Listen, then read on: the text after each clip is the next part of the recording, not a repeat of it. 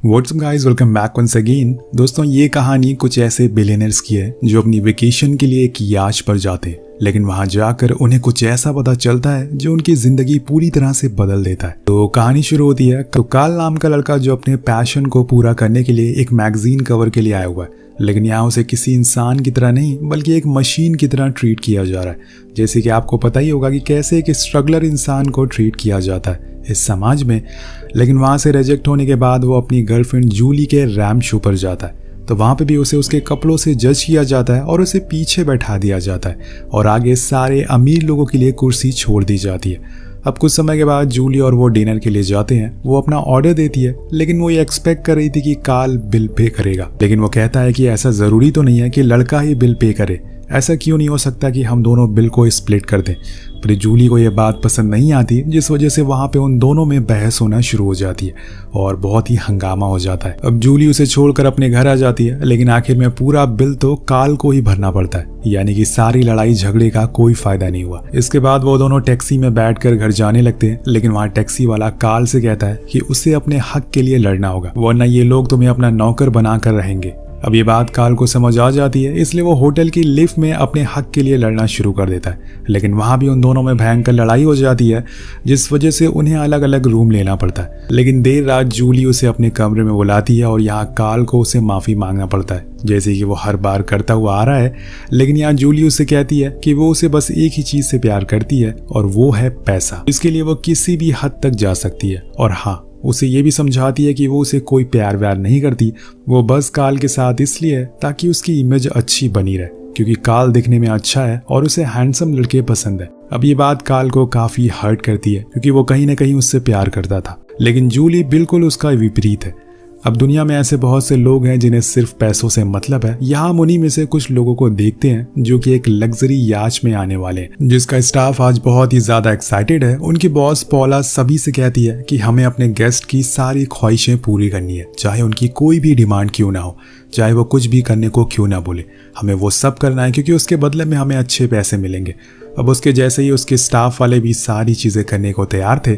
यहाँ हम उसी याच में काल और जूली को भी देख, जिन्हें यहाँ इसलिए बुलाया गया है ताकि जूली अपने सोशल मीडिया पर इस शिप की कुछ फोटोज शेयर कर सके। बेसिकली उसकी ट्रिप को इस शिप वालों ने स्पॉन्सर किया है और यहाँ काल यही कर भी रहा है। वो उसकी फोटोज क्लिक करता है, जिसके बाद में वो शेयर कर देती है। कुछ देर के बाद जूली को एक आदमी दिखता है, जिसे देखकर वो स्माइल करती है और ये बात काल को पसंद नहीं आती और इसीलिए वो पॉल के पास जाकर उस आदमी की कंप्लेन कर देता है। बेसिकली वो स्टाफ वर्कर होता है, लेकिन न जाने उस समय उसके दिमाग में क्या आता है। वो पॉला से कुछ एंगेजमेंट रिंग मांगता है ताकि वो आने वाले समय में जूली को प्रपोज कर सके। लेकिन यहाँ उसे ये नहीं पता था कि आने वाले दिन में उनके लिए काफी खतरनाक होने वाले। वो रिंग उसकी औकात से बाहर होती है, इसलिए वो नहीं ले पाता।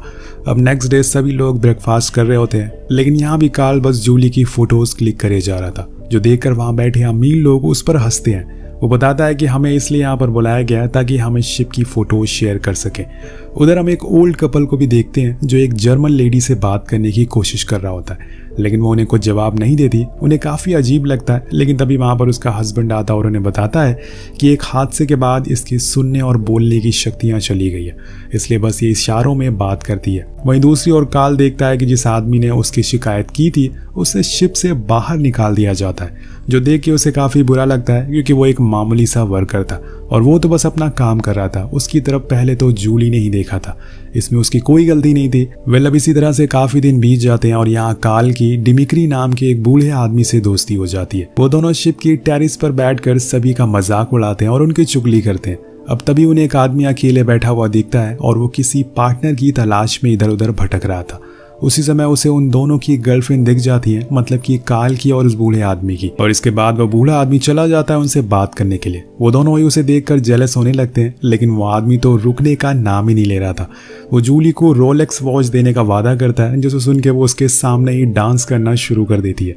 अब ये देखकर आपको अंदाजा हो गया होगा कि वो सही कह रही थी कि वो पैसों के लिए कुछ भी कर सकती है। उधर दूसरी ओर हम पॉला को देखते हैं जो इस शिप के कैप्टन को उनके रूम से बाहर लाने की कोशिश कर रही थी, क्योंकि वो जब से सफर पर आए वो बस अपने रूम में नशे करके बंद है। अब कहानी आगे बढ़ती है और वहीं एक तरफ अब अमीर ज़ादों की फरमाइश शुरू होने लग गई थी। तो यहाँ पर एक स्टाफ लेडी एक बूढ़ी अमीर औरत की बातें सुन सुनकर पक गई थी, लेकिन उसने फिर भी उनकी सारी बातें सुनी और उसमें जवाब भी दिया। अब लास्ट में वो बूढ़ी लेडी एक फरमाइश कर देती है कि वो चाहती है कि इस शिप पर जितने भी काम करने वाले लोग हैं वो सभी एक साथ स्विम करें। अब उसकी ये बात सुनकर पॉला परेशान हो जाती है, लेकिन उसकी ये पॉलिसी है कि गेस्ट की सारी फरमाइशें पूरी होनी चाहिए, क्योंकि इसके बदले में उन्हें अच्छे पैसे मिलेंगे। अब वो जितने भी लोग थे उन्हें इकट्ठा करना शुरू करती है और सभी अपना काम वगैरह छोड़कर उस लेडी की विश पूरे करने में लग जाते हैं, सिवाय कैप्टन को छोड़कर। वो अभी भी अपने रूम में ही बंद है और इसीलिए उन्हें डेमारिस नाम का लोको पायलट बुलाने जाता है। उसकी आवाज सुनकर वो बाहर आते हैं। वहीं पॉला कैप्टन को तैयार करके हॉल में लाकर खड़ा कर देती है, क्योंकि आज कैप्टन को सभी मेहमानों का स्वागत करना है। लेकिन वो अभी भी नशे में धुत है, इसलिए वो इधर उधर डोलते रहते हैं, लेकिन पॉला उसका ख्याल रखती है। और कुछ देर बाद जब अंधेरा हो जाता है, सभी एक एक करके डिनर के लिए आते हैं। तब कैप्टन सभी से मीटअप करते हैं, लेकिन वहाँ एक ओल्ड लेडी आती है जिसका हस्बैंड कुछ दिन पहले ही मर चुका था और उसे कैप्टन में खुद का मरा हुआ पति दिखाई देने लगता है, और जिसके बाद वो उसके सामने ही रोने लगती है और उसकी अजीब अजीब बातें सुनकर कैप्टन का पूरा नशा उतर जाता है। इसके बाद अब सभी लोग डिनर के लिए बैठते हैं और सभी के लिए एक से एक बढ़कर डिशेज आती हैं। कार्ल और जूली भी एक बूढ़े कपल के साथ बैठे होते हैं। वो उन्हें हमेशा साथ रहने की नसीहत देते हैं, लेकिन वो बूढ़े कपल की खुद ये तीसरी शादी होती है। अब कार्ल उस आदमी से उसका प्रोफेशन पूछता है कि वो आखिर करता क्या है, तो वो आदमी बताता है कि मेरी हथियारों की फैक्ट्री है और मैं अमेरिका जैसे बड़े देशों को हथियार सप्लाई करता हूँ। अब ये सुनकर उसकी हवा टाइट हो जाती है, जिसके बाद वो चुपचाप जाकर बैठ जाता है। लोग यहाँ पर एंजॉय कर रहे थे, लेकिन तभी एक बहुत ही भयंकर तूफान आ जाता है। पूरा शिप हिलने लगता है। पहले तो किसी को पता नहीं चलता, लेकिन कुछ देर बाद सभी को मोशन सिकनेस होना शुरू हो जाती है। एक एक करके सभी उल्टियां शुरू कर देते हैं और सभी स्टाफ वाले अपने गेस्ट को संभाल लेते हैं। कुछ तो संभल जाते हैं, लेकिन कुछ की हालत बहुत ही बेकार हो जाती है। सभी लोगों को उनके रूम में भेज दिया जाता है, लेकिन ऊपर हॉल में डिमिट्री और कैप्टन एक साथ बैठे हुए चिल करते हैं। उन्हें पता ही नहीं चलता कि असल में हो क्या रहा है। यहाँ पर कुछ देर बाद जब डेमेट्री का नशा ज़्यादा हो जाता है तो कैप्टन के रूम में चला जाता है। वहाँ जाकर वो स्पीकर पर उल्टी सीधी बातें बोलने लगता है, जैसे कि मैं कोई फैक्ट्री नहीं चलाता, मैं तो केवल गोबर बेचता हूँ। ये सुनकर सभी हंसने लग गए थे, लेकिन जब उसने उन्हें बताया कि कुछ ही समय के बाद शिप डूबने वाला है तो सभी लोग अपने रूम से बाहर आ जाते हैं, इधर उधर भागना शुरू कर देते हैं। लेकिन शिप अभी भी हिल रहा था। पूरे शिप पर जिसको जहां भी जगह मिल रही थी वो वहीं बैठ गया था, लेकिन यहाँ पर अभी भी स्टाफ के लोग उन मेहमानों की गंदगी को साफ करने में लगे थे। कुछ ही समय के बाद हमें उन अमीर लोगों का सच पता चल गया था कि आखिर उन्हें भी हमारी तरह ही मौत से डर लगता है। उन्होंने भी पूरे शिप पे हर जगह गंदगी फैलाई थी, लेकिन बस फर्क इतना था कि वो ऐसे रहते थे जैसे कुछ हुआ ही ना हो। उधर डेमेट्री के जाने के बाद कैप्टन स्पीकर पर कहने लग जाते हैं कि उन्हें बस दो चीज इस दुनिया में बुरी लगती है, पहली उसकी बीवी और दूसरे अमीर लोग जो कि जल्दी ही मरने वाले हैं, और ये देखकर मुझे बहुत ही अच्छा लगेगा। ये सुनकर सभी अमीर लोग और ज्यादा डर जाते हैं। उधर पॉल अपने साथी के साथ स्पीकर को बंद करने के लिए जाती है, लेकिन स्पीकर तो बंद नहीं होता बल्कि लाइट जरूर चली जाती है, जिससे वो अमीर और डर जाते हैं, इधर उधर भागना शुरू कर देते हैं। लेकिन उन दोनों की बकवास बातें अभी भी चल रही थी। कुछ समय के बाद सुबह हो जाती है और तूफान भी थम चुका था। जो बूढ़े कपल थे जिनके हथियारों की फैक्ट्री थी वो बालकनी पर खड़े होकर अपने जिंदा रहने का शुक्रिया कर रहे थे, लेकिन उसी दौरान लेडी को शिप पर उन्हीं की कंपनी का ग्रेनेड मिलता है, जिसे वो अपने हस्बैंड को दिखाती है, और तब तक बहुत ही देर हो चुकी थी। वो फट जाता और असल में इनके शिप पर पायरेट्स ने हमला कर दिया था। उन्होंने पूरी शिप को बर्बाद कर दिया था। जब सभी की आंख खुलती है तो वो उस आलीशान शिप के बजाय एक खंडर से आइलैंड पर फंस गए थे। यहाँ इस आइलैंड पर सभी लोग एक बराबर है, ना कोई अमीर है और ना ही कोई गरीब। लेकिन इतना जरूर कह सकते हैं कि इन्हें अब जिंदगी क्या है वो सब कुछ पता चलने वाला है। अब सभी लोग वो दिन तो गुजार देते हैं, लेकिन जब रात आती है तो उन्हें कुछ आवाजें सुनाई देती है जो उन्हें बहुत डराती भी है। इसलिए सभी फौरन किनारे की ओर भागना शुरू करते हैं और जैसे तैसे देर रात तक वहीं गुजार देते हैं। लेकिन सुबह उठते ही कार्ल देखता है कि उसके सामने एक बोट आकर रुकी है। वो लोग फौरन भागते हुए उसके पास जाते हैं, जिसके अंदर हम एंजेलिना नाम की औरत को देखते हैं जो उसी शिप पर काम किया करती थी। अब उस बोट पे काफ़ी खाने पीने का सामान था, इसलिए वो पॉला सबसे पहले उस सामान को बाहर देने को कहती है तो वो दे भी देती है। लेकिन काफ़ी देर बाद पॉला को याद आता है कि उसके अंदर एंजेलिना भी मौजूद थी, इसलिए वो दोबारा जाती है और उसे बाहर निकाल कर लाती है। मतलब यहाँ पौला को उन अमीरों की ज्यादा फिक्र थी। अब यहाँ पर एंजेलिना जाकर मछली पकड़ कर लाती है क्योंकि पूरे आइलैंड पर एक वही शख्स थी जिसे मछलियां पकड़ने आती थी। उन्हें अच्छे से पता था कि जो खाना उनके पास है वो कुछ ही दिनों तक चलेगा, जिसके बाद उन्हें मछलियों पर डिपेंड रहना होगा। अब रात होने पर एंजेलिना आग जलाती है जो कि उसे आती थी और उसकी लाई हुई मछलियां पकाती है। लेकिन यहाँ उसे समझ आ गया था कि अगर वो उन अमीर ज़ादों के बीच में ऐसी ही रहेगी तो ये सब उसे वैसे ही ट्रीट करेंगे जैसे कि वो शिप पर करते थे। इसलिए वो सभी से कहती है कि मैं अब यहाँ की बॉस हूँ, जो तुम लोग खाना खा रहे हो वो मैंने बनाया है और सारी मेहनत मैंने की है। इसलिए वो अपने हिस्से में ज़्यादा खाना रखने लगी थी। लेकिन पौला कहती है कि शायद तुम भूल रही हो, शिप पर मैं तुम्हारी बॉस थी। लेकिन वो जवाब देते हुए कहती है कि कौन सा शिप, अब यहाँ कोई भी शिप नहीं है। अगर तुम लोगों को यहाँ रहना है तो तुम्हें मेरी बात माननी होगी। अब डेमेट्री को उसकी बात अच्छी नहीं लगती, इसलिए वो उसे बुरा भला कहने लगता है, लेकिन वो उसे भी चुप करा देती है और कहती है कि सारे आदमियों को आज बाहर ही सोना होगा और जूली और पौला को मेरे साथ बोट पर आकर सोना पड़ेगा। लेकिन कुछ रात होने के बाद डेमेट्री उसे अच्छी गाड़ियों का लालच देकर अंदर चला जाता है। उधर बाहर आग के पास बैठे हुए कार्ल और नेल्सन को एंजेलिना का बैग मिलता है जिसके अंदर कुछ खाने का सामान था, जिसे वो चुपचाप निकाल कर खाना शुरू कर देते हैं। उसमें से टेरेसा को भी वो दे देते हैं जो कि बाहर बैठी हुई थी। अब अगली सुबह डेमेट्री को उसकी वाइफ की लाश मिलती है जो बहकर किनारे पर आ चुकी थी।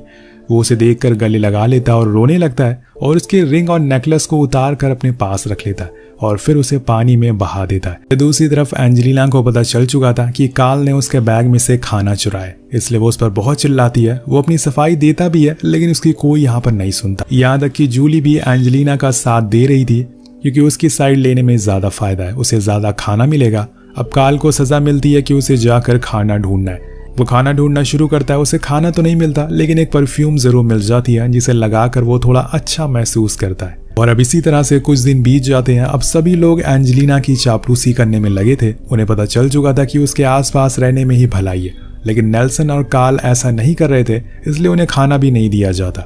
लेकिन एक रात जूली देखती है कि कार्ल और एंजेलिना के बीच में इशारों में बातें हो रही है, जिसका मतलब वो समझ जाती है और उसके पास जाकर कहती है कि तुम्हें उसके करीब नहीं जाना है। पर कार्ल उसे समझाता है कि अगर वो यही चाहती है तो किस में क्या दिक्कत है, इसके बदले में हमें कुछ खाना तो मिल सकता है। और अगले दिन यही होता है, उन्हें कुछ खाने को मिल जाता है। पर उस दिन के बाद हर रोज यही होने लगता है। सभी लोग समझ जाते हैं कि जरूर उन दोनों के बीच में कुछ चल रहा है और इसी को लेकर वो कार्ल का मजाक भी उड़ाते हैं। लेकिन उसे कोई फर्क नहीं पड़ता क्योंकि उसे तो अब यहाँ अच्छे दिन बीत रहे थे। लेकिन ये बात जूली को पसंद नहीं आती, इसलिए वो उसे जलाने के लिए कैप्टन के करीब आने लगती है। लेकिन इस बात का उसके ऊपर कोई फायदा नहीं होता और उल्टा वो ये सोचने लगता है कि उसे एंजेलिना से शादी कर लेनी चाहिए। लेकिन इसके लिए अभी एंजेलिना तैयार नहीं थी। पर यहाँ उस आइलैंड पर रहने वाले सभी लोग के बीच में अब सही रिश्ते बन गए थे। सभी एक बराबर जैसा फील कर रहे थे, इसलिए सभी एक साथ शिकार करने भी जाते हैं और इसमें उन्हें कामयाबी भी मिलती है। लेकिन एक दिन जूली एंजेलिना के पास जाती है और उससे कहती है कि उसे यह आइलैंड घूमना है, तो वो साथ में कार्ल को भी चलने को कहती है, लेकिन वो मना कर देती है क्योंकि वो बस उसके साथ जाना चाहती थी। शायद उसके इरादे कुछ सही नहीं थे। अब दोनों धीरे धीरे करके उस जगह को एक्सप्लोर करने लगते हैं। उनकी बातें भी होती है जिसमें एंजेलिना उसे कहती है कि मैंने इस जगह पर कुछ ऐसा करके दिखाया है जो पूरी दुनिया में कहीं भी नहीं हो सकता। एक गरीब औरत की बातें ये अमीर ज़्यादा लोग सुन रहे और सारे मर्द आज उसके नीचे काम कर रहे हैं। अब ये सुनकर जूली को थोड़ा अजीब लगता है क्योंकि अब एंजेलिना को यहाँ मजा आने लगा था। वो अमीरों जैसा बिहेव करने लगी थी क्योंकि सब कोई उसके नीचे काम कर रहे थे और जूली ये समझ जाती है। वहीं दूसरी ओर ट्रेसी के पास एक अफ्रीकन बंदा आता है जो उसे कुछ सामान बेचने की कोशिश कर रहा था, लेकिन वो तो कुछ बोल ही नहीं पाती, इसलिए वो वहां से चला जाता है और ना वो वहां के लोगों को उस आदमी के बारे में बता पाएगी कि वो अफ्रीकन आदमी एक्चुअल में आया कहाँ से। जरूर आसपास कोई चीज होगी जहां से वो आया होगा। अब यही चीज उसे अंदर से मानना शुरू कर देती है। उधर दूसरी ओर जूली अचानक से चिल्लाना शुरू करती है। जब एंजेलिना उसके पास जाती है तो वो उसे एक लिफ्ट दिखाती है और बताती है कि हम लोग एक लग्जरी रिजॉर्ट के नीचे ही हैं, हमें बस ऊपर जाना है। तब ये देखकर दोनों बहुत खुश थे और गले मिलते हैं, लेकिन यहाँ एंजेलिना के दिमाग में कुछ और ही चल रहा होता है। वो उसे दूर चली जाती है और वो सोचने लगती है कि अगर वो यहाँ से चली गई तो उसे फिर से किसी टॉयलेट क्लीनर की जॉब करनी पड़ेगी और अगर वो यहीं रही तो इन लोगों की बॉस बन के रहेगी। लेकिन उसके बीच में अब यहाँ जूली आ गई थी, इसलिए वो उसे मारने का डिसाइड कर लेती है। लेकिन इतने में हम कार्ल को भागते हुए देखते हैं। शायद उसने इन दोनों को देख लिया हो या फिर उसे उस रिजॉर्ट के लोग दिख गए हो। अब इसके आगे कहानी हमें दूसरे पार्ट में देखने को मिलेगी। वेल गाइस, आपको क्या लगता है कि क्या कार्ल ने उन्हें देख लिया या फिर उसे सच्चाई पता चल गई है? नीचे कमेंट करके जरूर बताएगा। मिलते हैं अगली वीडियो में। Thank you so much watching. Peace out.